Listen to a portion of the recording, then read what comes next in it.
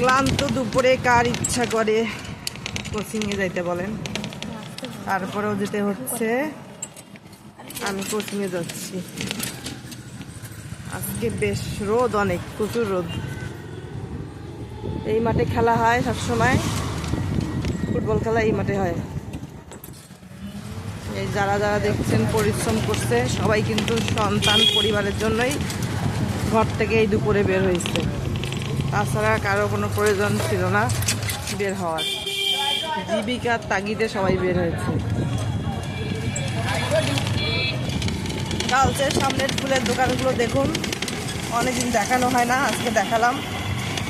Government girls, এই যে আমরা সবাই এখন অ্যাক্টিভ। আগে দেখা গেল দুপুরে সবাই ঘুমাইতো, এখন সবাই এই যে কোচিং নিয়ে ব্যস্ত থাকে।